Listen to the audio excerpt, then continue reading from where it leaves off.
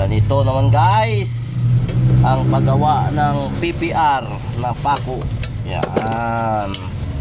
Paggawa natin ng PPR na pako at saka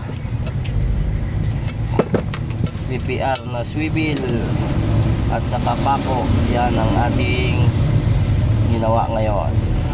Turuan ko kayo kung paano gumawa guys.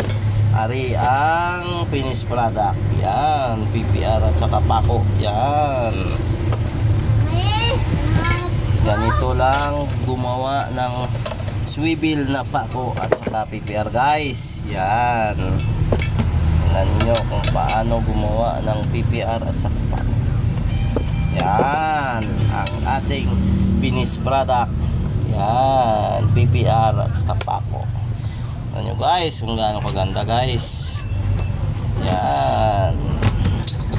Matsalam.